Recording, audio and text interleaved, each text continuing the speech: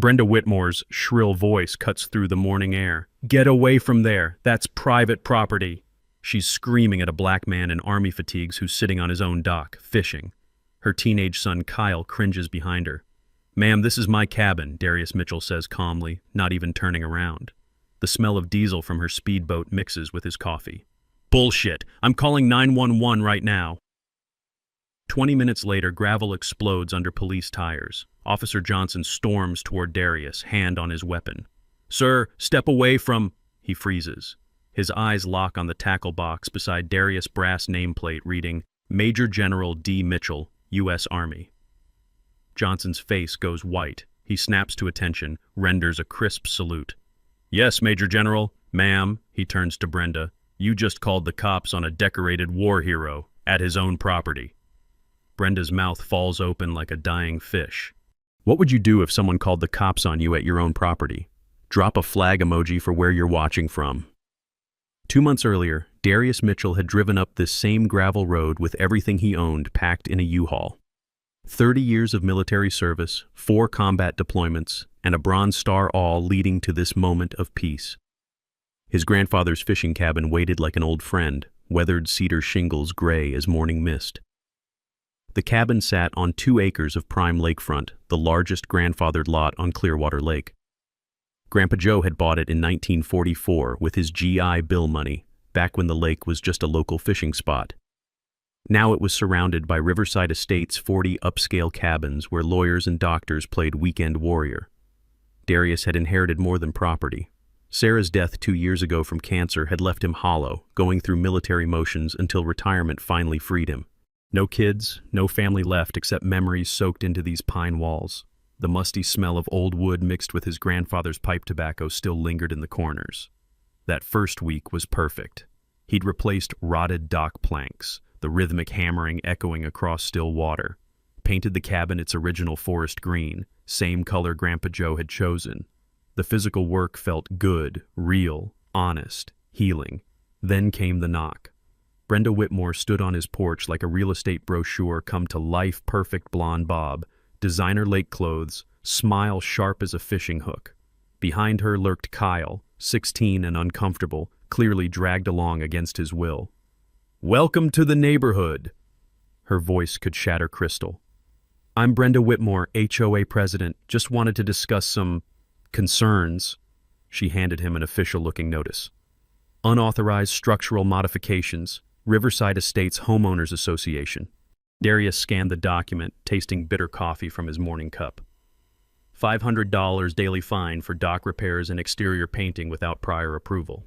He looked up.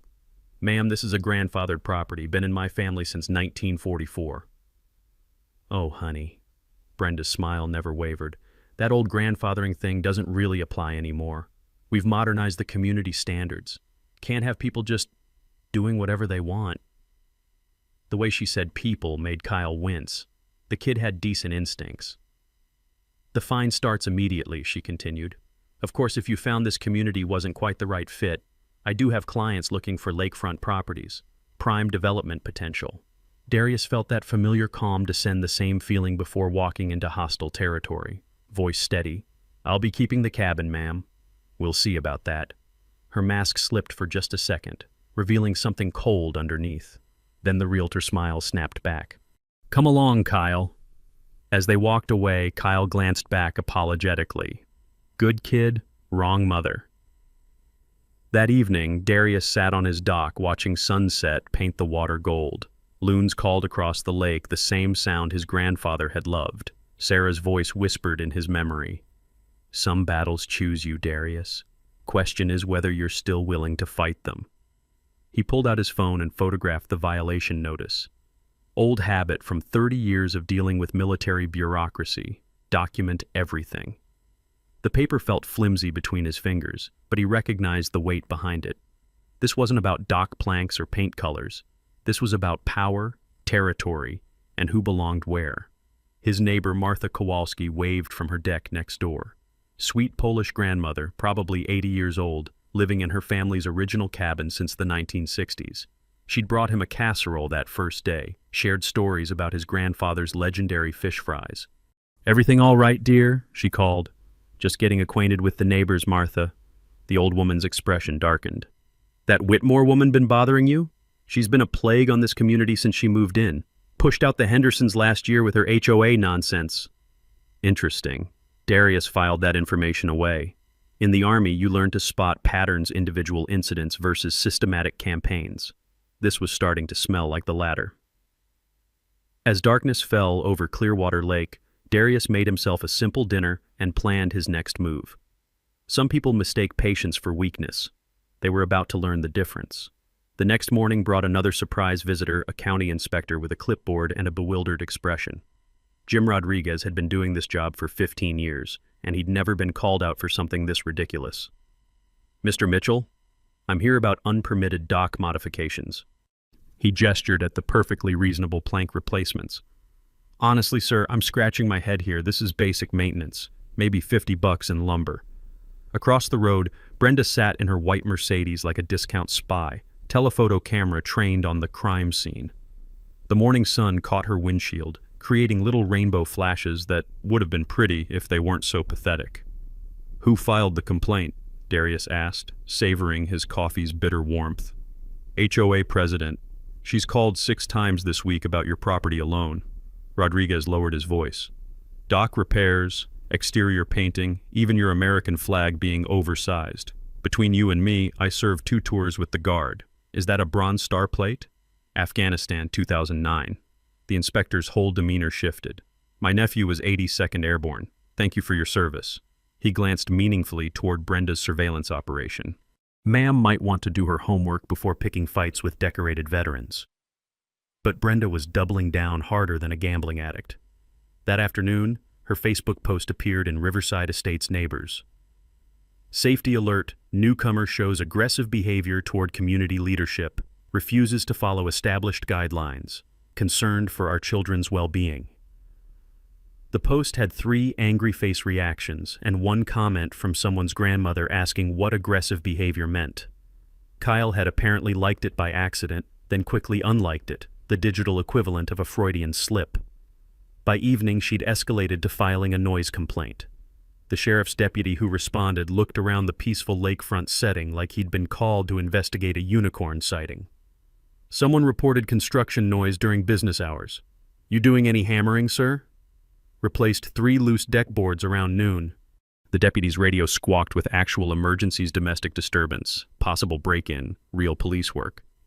"Well, that's perfectly legal. Sorry for bothering you." After the deputy left, Darius sat on his deck planning his counterattack. In the Army, he'd learned that bureaucratic warfare followed predictable patterns. His old sergeant used to say, "When they come at you with paperwork, you'd better have better paperwork." That's when he remembered something from his divorce attorney years ago, HOA transparency laws. Any homeowner could demand complete financial records within 10 business days. Most corrupt boards folded immediately when faced with actual scrutiny, because daylight was the best disinfectant for shady dealings. He drafted the request that night, every word carefully chosen. 30 years of military documentation had taught him the power of precise language. While waiting for Brenda's inevitable stonewalling, Darius installed security cameras around his property. The gentle whir of motors adjusting focus reminded him of base security systems, familiar, reassuring sounds of protection.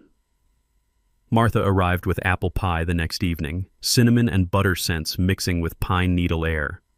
"Your grandfather would be grinning," she said, settling into his porch rocker. Joe never backed down from neighborhood bullies either. "Tell me about these other families she pushed out." Martha's knuckles whitened around her coffee cup. The Hendersons' young couple expecting their first baby. Brenda cited them for mailbox height, grass length, car improperly parked in their own driveway, buried them in fines until they sold for half market value. The pattern was becoming clear. Anyone else? "Elderly Kowalskis on Pine Street, no relation to me." She claimed their bird feeders attracted rodents and vermin. $200 daily fines until they couldn't afford groceries, let alone legal fees. Darius recognized the tactical approach: systematically target vulnerable residents, overwhelm them with bureaucratic harassment, force financial capitulation.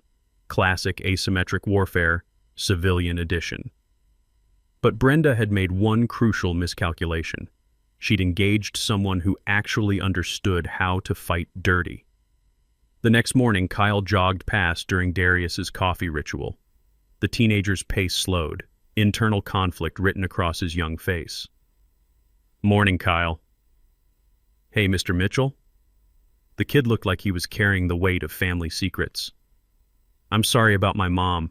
She gets really intense when she thinks someone's challenging her authority." "Not your responsibility, son." Kyle glanced around, making sure they were alone. "Since Dad left, she's been different, angry constantly, talking about this huge development deal that could set us up for life. Something about clearing obstacles from prime lakefront properties." There it was, the real motive. Real. This wasn't personal harassment, this was business. Brenda was systematically clearing properties for development clients, earning fat commissions while destroying lives. That afternoon brought Brenda's predictable response to his financial records request. Denied, frivolous harassment of volunteer HOA leadership. Wrong answer. Darius immediately filed a state oversight complaint, his fingers remembering the rhythm of military efficiency. His grandfather had taught him patience while fishing. Sometimes you wait all day for exactly the right moment to set the hook. The cameras captured everything now, every violation notice, every surveillance drive-by, every late-night reconnaissance mission Brenda thought was secret. Let the games begin. 3 days later, Brenda called an emergency HOA meeting. The community center smelled like burnt coffee and desperation as residents trickled in, most looking confused about what constituted an emergency on a Tuesday evening. Brenda had dressed for battle power suit, freshly blown hair, the kind of smile that could sell swampland to tourists.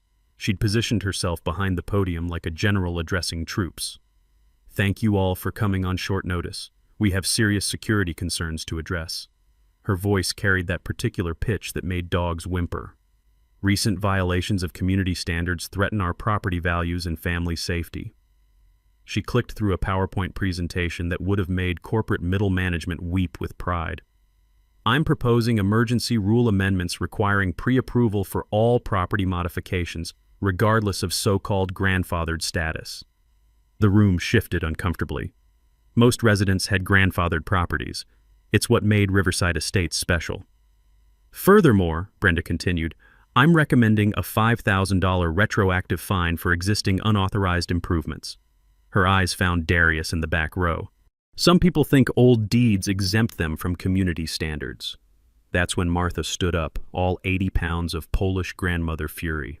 "Brenda, honey, my family's been here since 1962. You want to fine me for my garden shed that's older than you are?" Nervous laughter rippled through the crowd. Martha had a point. Half the properties had unauthorized improvements dating back decades. But Darius had done his homework.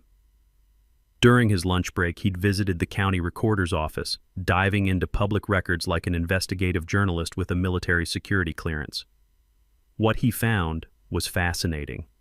Brenda's divorce settlement required her to maintain mortgage payments alone, $4,200 monthly, on a house she couldn't really afford. Her real estate income had dropped 30% as the market cooled. She needed big commissions, fast.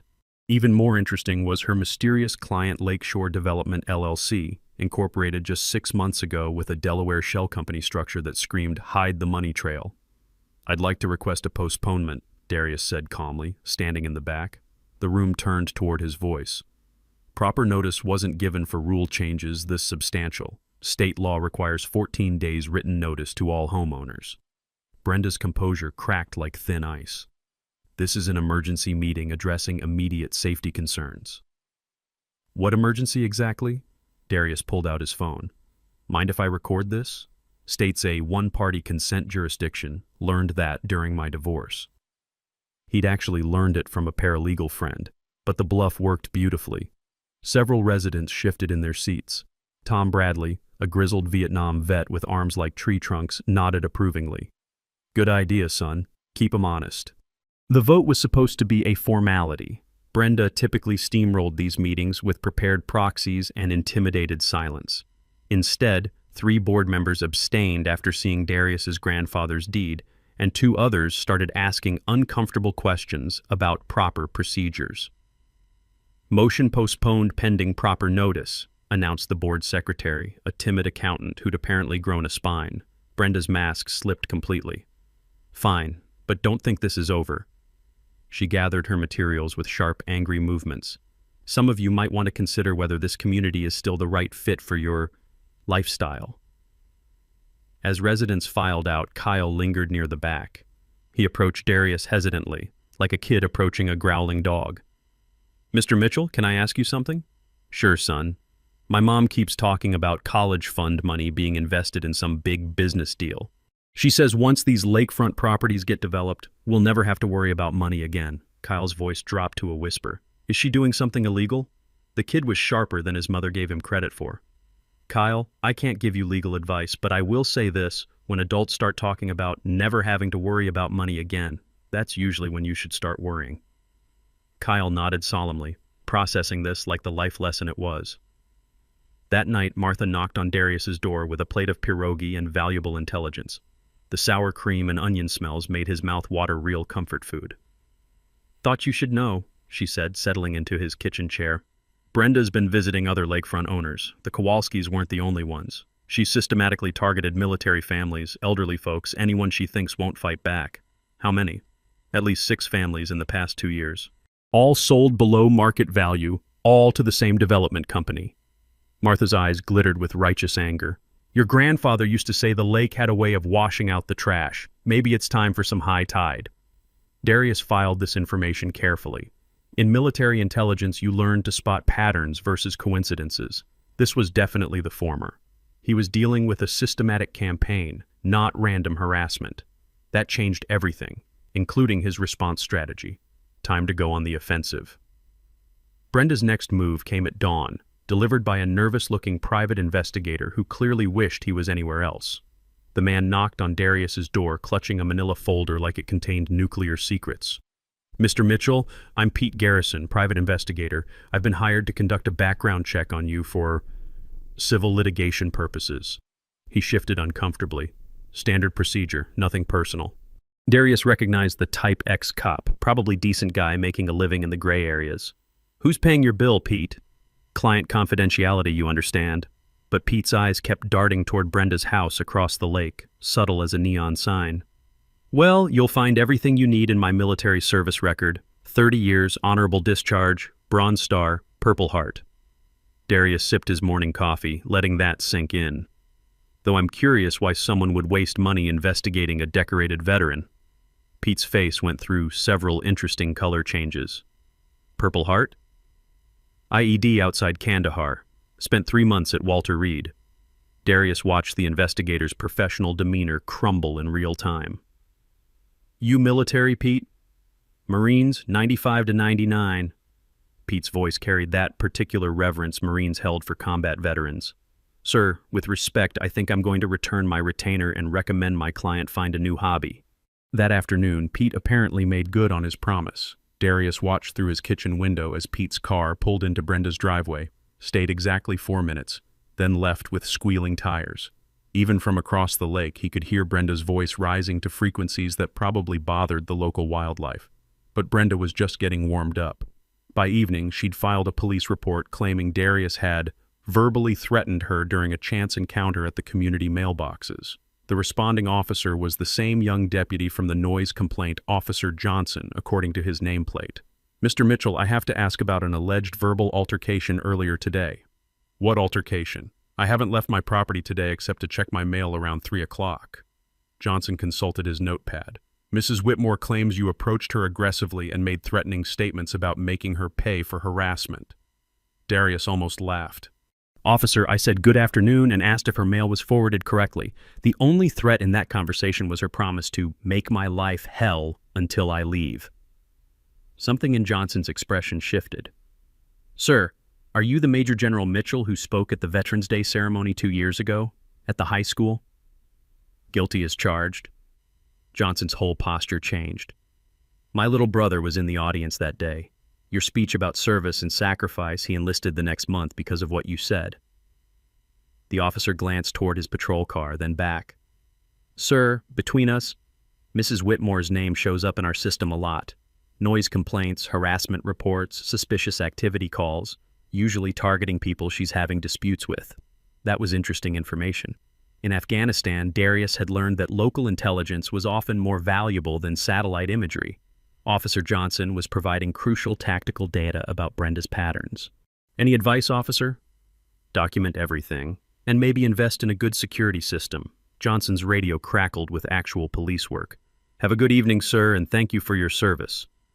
After Johnson left, Darius pulled up his state's Freedom of Information Act website. He'd learned about FOIA requests during his Pentagon assignment sunshine laws that forced government transparency. Within 10 minutes, he'd submitted requests for all police reports filed by Brenda Whitmore in the past 2 years. The system was beautiful in its simplicity. Government agencies had to provide public records unless they contained classified information. Most citizens never bothered with FOIA requests, but they were democracy's secret weapon against abuse of power.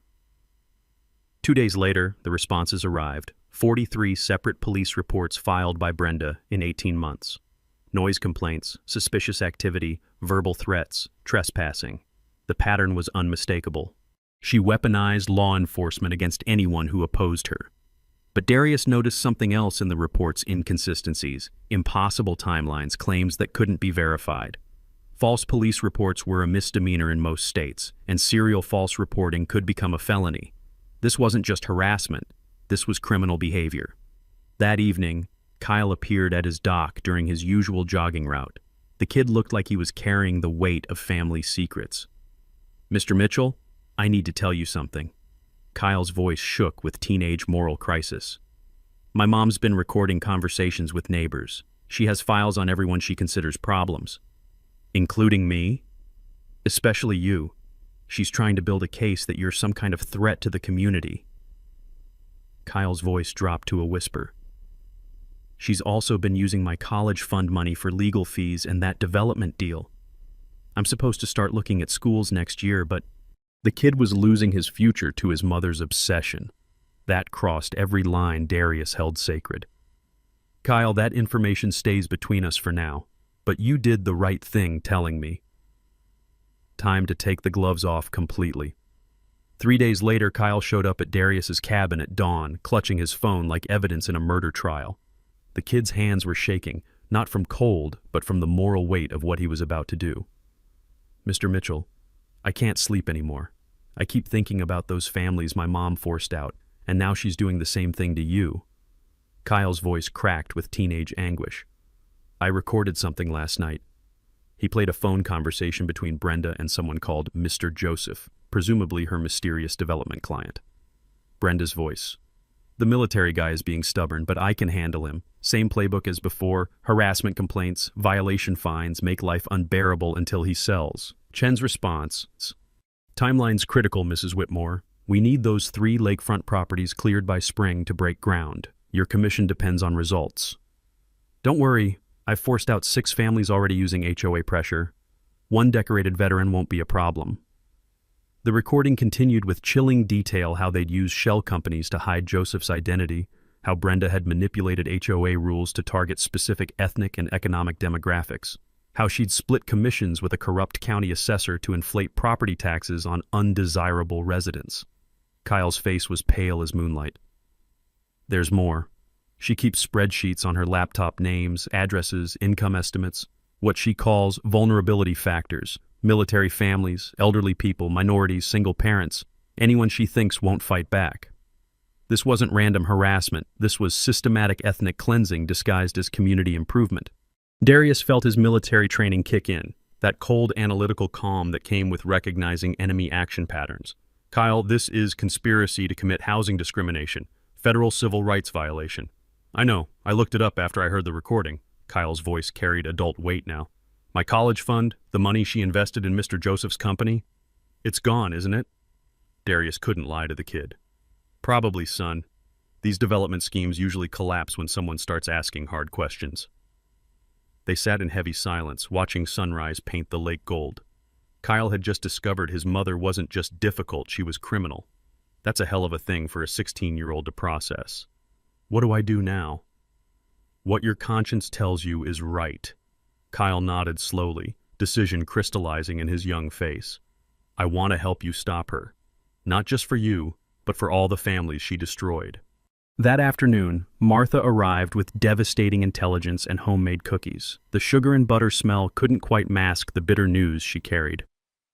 "Talked to Eleanor Henderson yesterday," Martha said, settling into the porch rocker. "She and Jim were that young couple with the baby. They're living in a trailer park now, both working 2 jobs to pay off legal fees from fighting Brenda's harassment. The human cost was staggering. How many others? The Kowalskis are in assisted living, sold their house for half its value, can barely afford their medication. The Rodriguez family moved to an apartment complex in town. Kids had to change schools." Martha's voice carried old pain. 6 families destroyed so far, all to clear prime lakefront for some rich developer's vacation homes. Darius felt something shift inside him, the same feeling from Afghanistan when you realized civilian casualties weren't accidental collateral damage, but deliberate targeting. This was War Crimes, Suburban Edition. "Martha, I need you to contact those families. Tell them there might be a way to get justice." "You think so?" Federal housing discrimination law doesn't have a statute of limitations for ongoing conspiracies. If we can prove systematic targeting based on race, age, military status, Brenda and her developer friend are looking at serious prison time. That evening, Kyle returned with his mother's laptop password and a USB drive full of evidence. The kid had chosen his side in this war. As Darius scrolled through Brenda's files, the scope of the conspiracy became clear. This wasn't just about Riverside Estates. Chen's company had similar operations in 3 other lakefront communities, all using the same HOA harassment tactics. They were running a criminal enterprise worth millions of dollars in forced property sales. And tomorrow, Darius was going to start tearing it down. The hunters had just become the hunted. The next morning, Darius's cabin transformed into a military command center. Maps of the lake covered his dining table, legal documents stacked like ammunition, and his grandfather's old rotary phone started ringing with calls from unexpected allies. Tom Bradley arrived first, his Vietnam veteran baseball cap slightly askew and carrying a thermos of coffee strong enough to wake the dead. "Heard through the grapevine you're taking on the neighborhood tyrant. Count me in, son." Behind Tom came a parade of supporters Darius hadn't expected. Eleanor Henderson drove up from her trailer park with a box of documents, every harassment letter, every bogus fine, every threatening phone call Brenda had made during their ordeal. The bitter smell of burnt coffee from her travel mug mixed with determination in her voice. "We kept everything," Eleanor said, spreading papers across Darius's coffee table. "Jim said I was crazy for saving all those violation notices, but something told me we'd need proof someday." Martha arrived with Polish determination and a contact list that read like a small-town phone book. "Called my church prayer circle, the senior center book club, and my nephew, who's a paralegal in the city. Word's spreading, dear." By noon, Darius had assembled what his old sergeant would have called a coalition of the willing. Kyle sat cross-legged on the floor, laptop open, downloading his mother's files onto encrypted drives with the focused intensity of a teenager on a mission. The kid had inherited his father's IT skills, thankfully. "Mr. Mitchell," Kyle said without looking up, "I found her client communications going back 2 years. She's been targeting families based on what she calls demographic vulnerability assessments. Single mothers, elderly residents, military families with PTSD, immigrants, anyone she thought couldn't fight back effectively." The systematic nature was breathtaking. Darius had seen ethnic cleansing operations in Afghanistan that were less organized than Brenda's suburban campaign. His phone rang, a number he recognized from his Pentagon days. Colonel Sarah Martinez from Military Legal Assistance returning his call. "Darius, good to hear your voice. Heard you're dealing with some housing discrimination issues." "More like a full-scale civil rights violation, Sarah. I'm sending you files that'll make your hair curl." "Already got preliminary review from your local American Legion post. This looks federal systematic targeting of protected classes, conspiracy to defraud, possible RICO violations if multiple communities are involved." Her voice carried that particular satisfaction lawyers got when facing down clear-cut villains.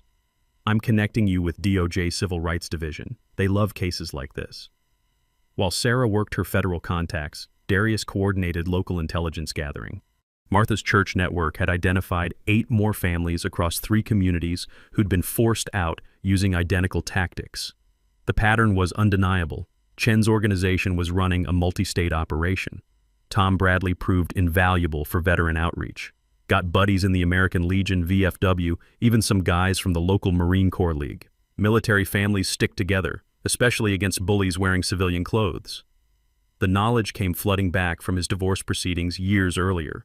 Community organizing was like military logistics, just with more casseroles and fewer guns. You needed clear objectives, reliable communications, and people willing to do unglamorous work for the greater good. Eleanor Henderson became their civilian casualties coordinator, tracking down displaced families and documenting financial damages. Her trailer park had better internet than most offices, and she'd learned spreadsheet skills from her accounting job. Current damage estimate is approaching $2.3 million in forced below-market sales, she reported, reading from her laptop screen. That's just the families we've contacted so far. Kyle discovered the financial smoking gun around dinner time. Chen's company had been artificially inflating property tax assessments through a corrupt county official, creating financial pressure that made HOA harassment even more effective. "Look at this," Kyle said, pointing to his screen. "Mom has email chains with someone named Deputy Assessor Williams. They coordinate timing. Williams raises property taxes right before Mom starts her harassment campaigns. Families can't afford both the tax increase and the HOA fines, so they sell quickly." That was conspiracy to commit fraud, a federal felony carrying serious prison time. Darius felt the familiar satisfaction of watching enemy plans unravel under scrutiny. His old battalion commander used to say, "Amateurs study tactics, professionals study logistics." Brenda's operation depended on victims staying isolated and overwhelmed. But once you organized the community, shared information, and brought in federal resources, her whole system collapsed like a house of cards in a hurricane. By evening, they had a coordinated battle plan, simultaneous federal civil rights complaints, state real estate commission ethics violations, criminal referrals for fraud and conspiracy, and a community-wide HOA board removal petition. "Timeline?" Tom asked, reviewing the strategy notes. "Federal complaint filing Monday morning, real estate commission hearing Wednesday, community board removal vote Friday evening." Darius felt that old military confidence returning. "By next weekend, Brenda's operation gets shut down permanently." Martha raised her coffee mug in a toast. "To justice served with a side of pierogi." Everyone laughed, the kind of nervous laughter that comes before decisive battles.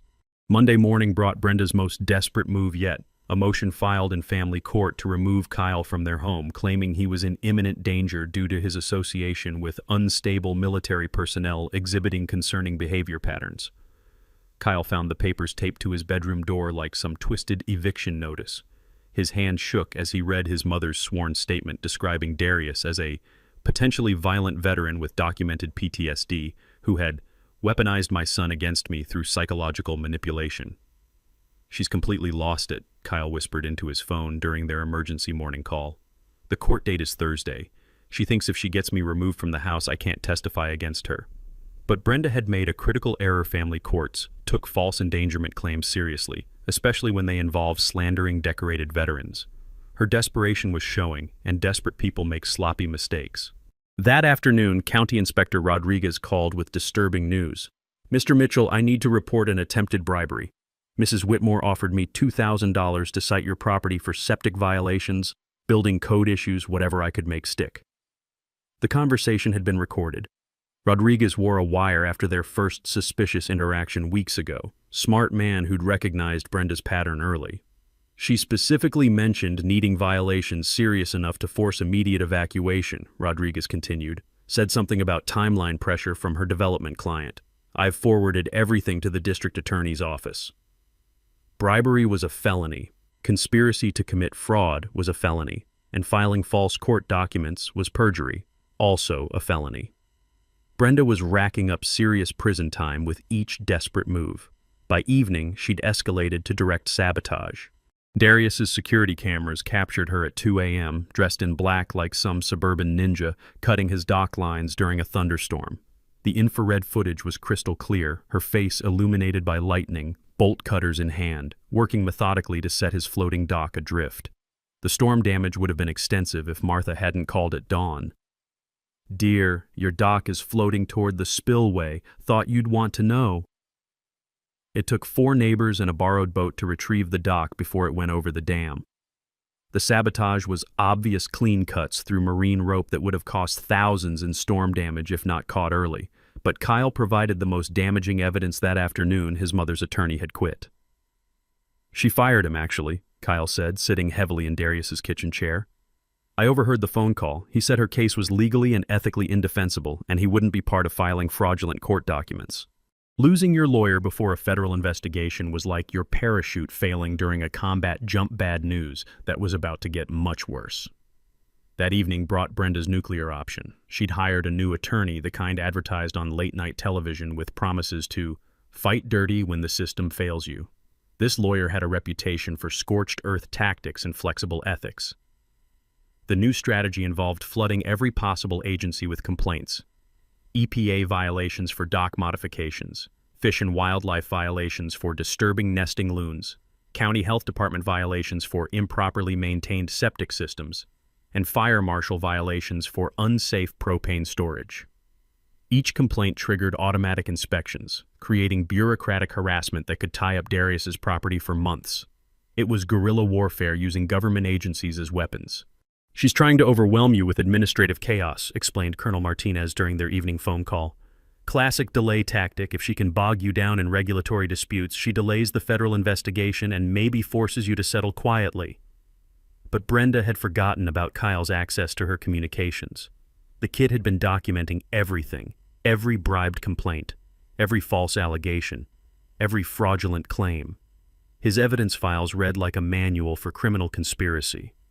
She hired some guy named Detective Walsh, private investigator with connections in county government, Kyle reported. They're coordinating complaint timing to maximize harassment.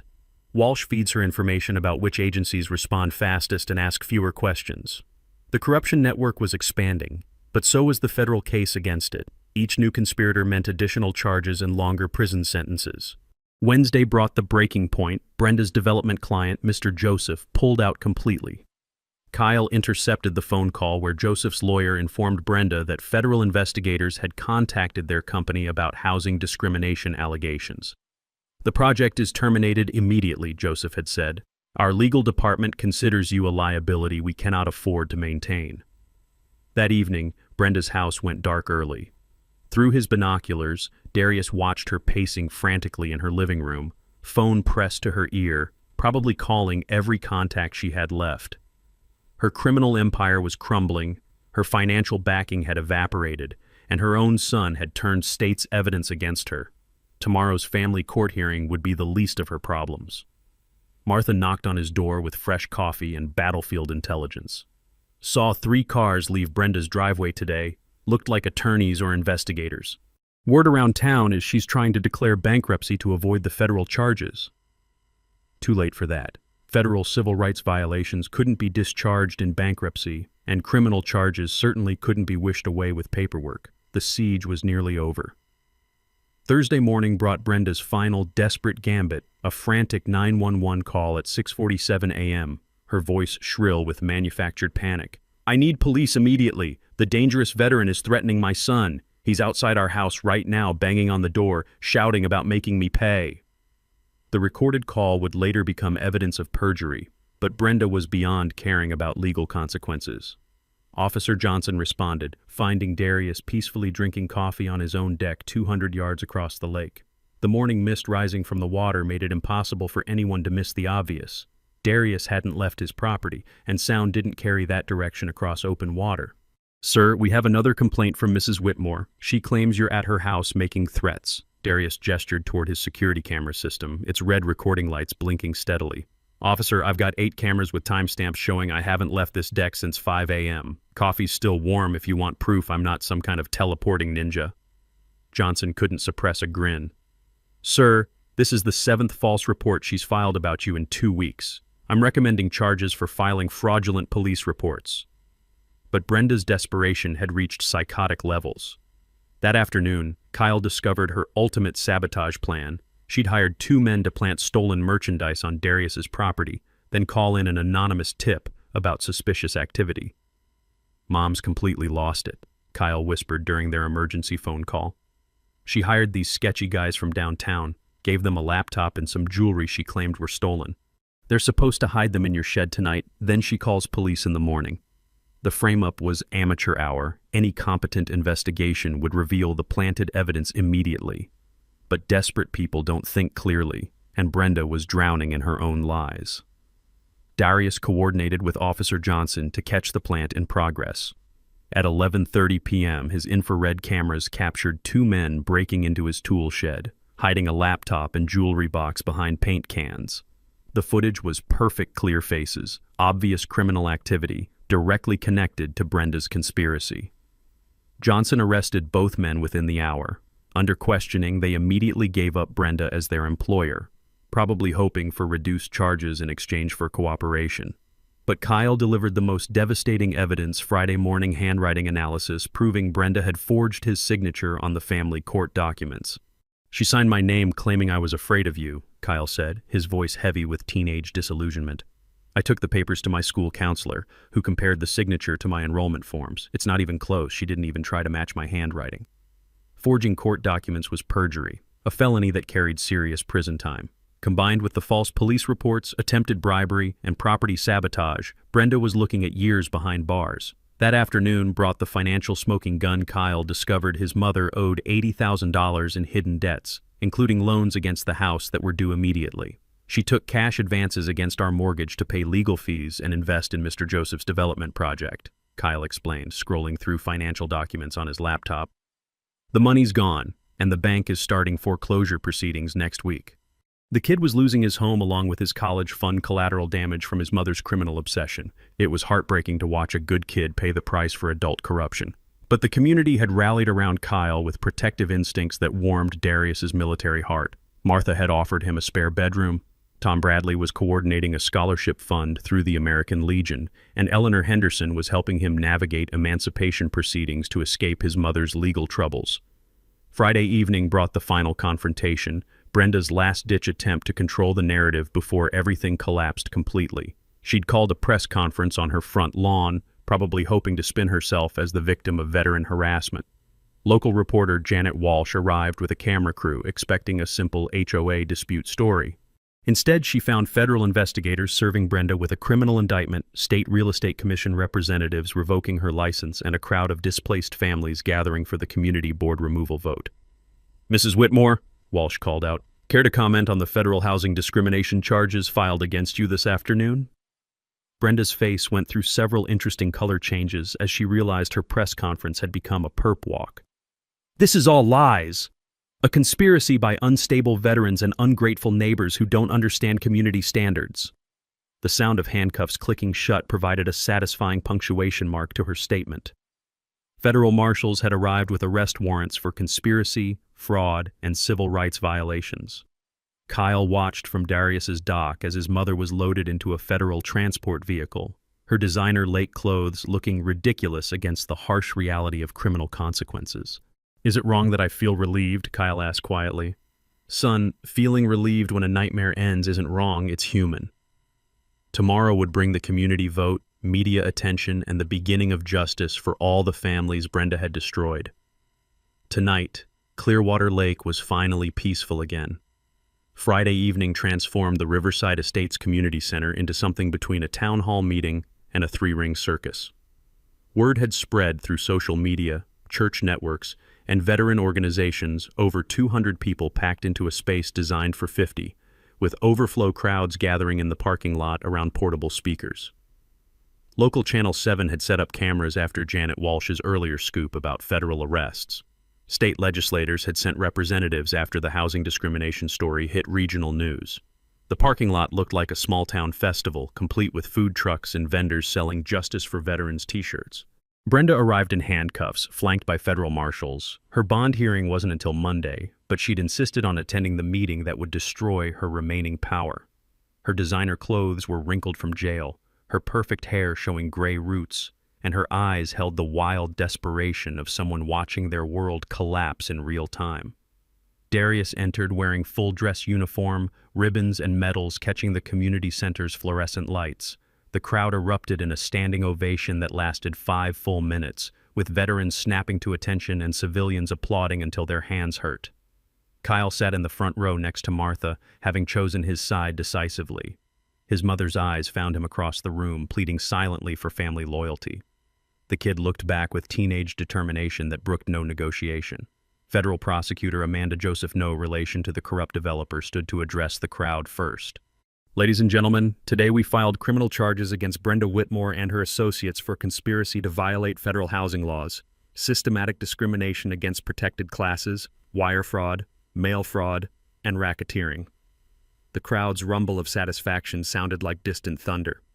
Evidence shows a pattern of targeting military families, elderly residents, and minorities across 3 states, forcing below-market property sales through harassment, intimidation, and fraudulent legal proceedings.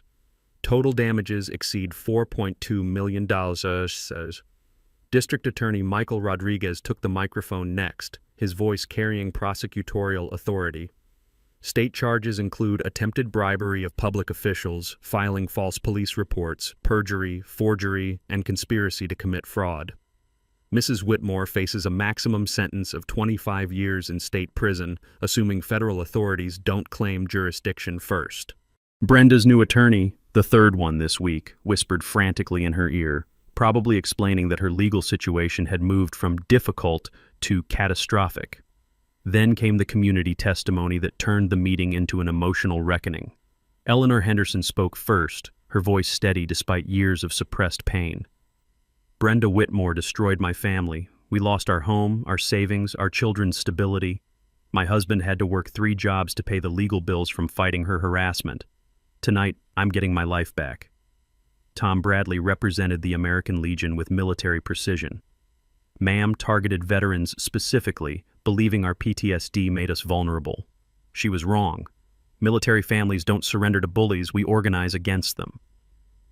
3 other displaced families told similar stories: elderly couples forced into substandard housing, young families bankrupted by legal fees, military veterans harassed for their service. Each testimony added another nail to Brenda's legal coffin. Martha delivered the knockout punch with Polish grandmother fury. This woman is a cancer on our community. She poisoned neighbors against each other, destroyed families for money, and corrupted everything decent about lakefront living. Enough is enough. Kyle stood up slowly, his teenage voice carrying across the silent room. My mother taught me to be honest, work hard, and treat people fairly. Then she became someone who violated every lesson she ever gave me. His voice cracked with emotion. I love my mom, but I can't support what she's done to innocent families. The kid's courage broke something in Brenda.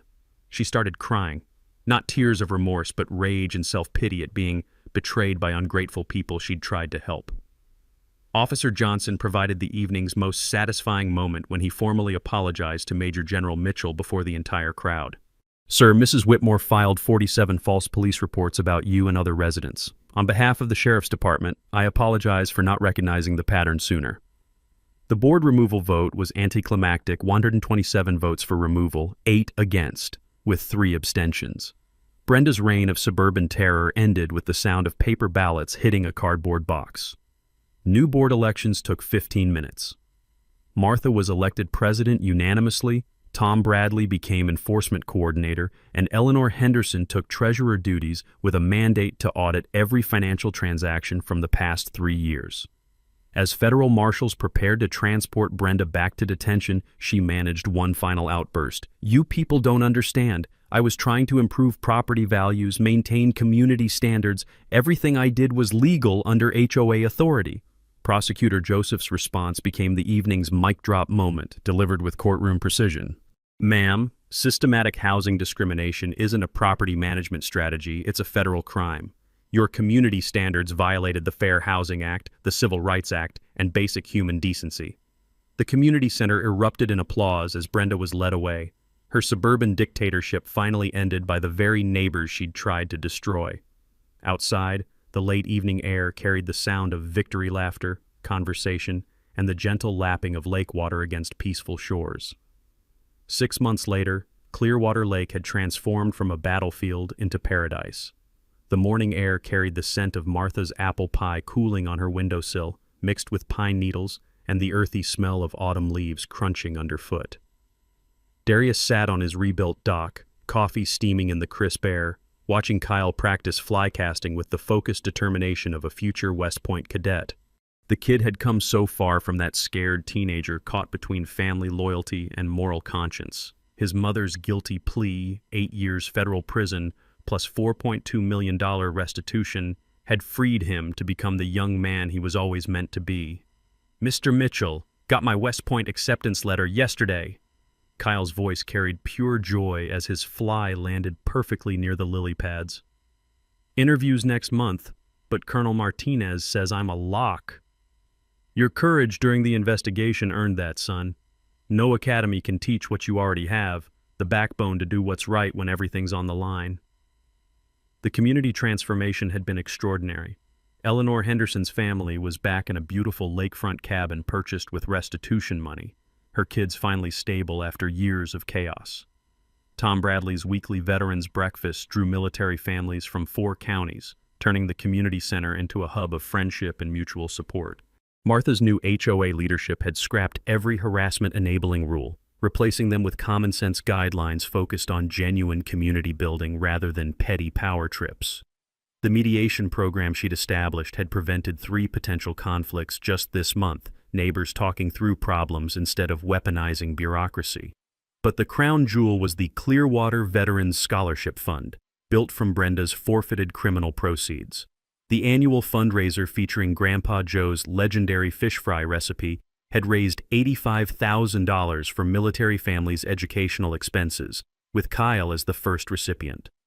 Last month's ceremony had drawn national media attention when Darius delivered a speech that went viral across military social media. "My grandfather bought this land in 1944 to build something permanent, not just property, but community where people protected each other." That dream survived Hitler's war, the Cold War, and multiple recessions. It wasn't going to die to some suburban bully with a fancy business card. The 5-minute standing ovation had been audible across the entire lake, with veterans from 6 states driving in to show solidarity. Now Kyle was preparing for his own service, carrying forward lessons learned during their suburban war. The kid understood something most adults never figured out. Real strength came from standing up for others, not pushing them down. Darius's phone buzzed with a message from DOJ.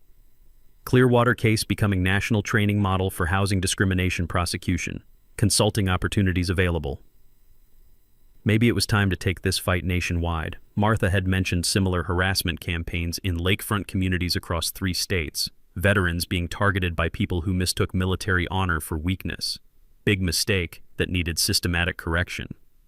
"Kyle, what do you think about helping other communities fight back? A traveling justice operation?" The kid's grin could have powered the whole lake. "Like Batman, but for HOA bullies, when do we start?"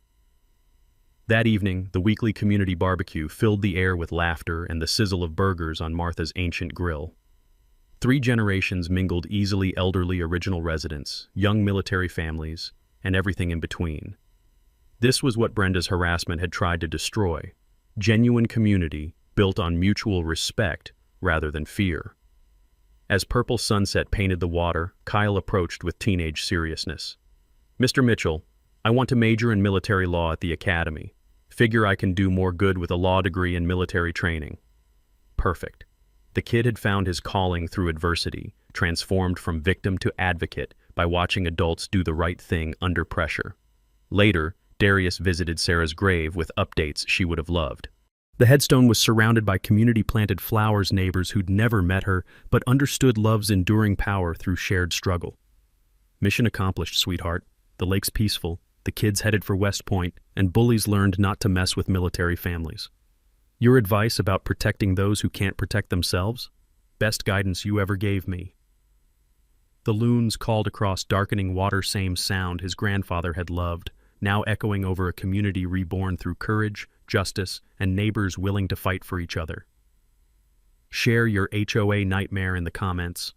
Let's help each other fight back against suburban tyrants who think they can abuse military families and elderly neighbors. Subscribe to HOA Stories for more tales about ordinary people beating corrupt systems through community organizing, legal knowledge, and good old-fashioned American justice.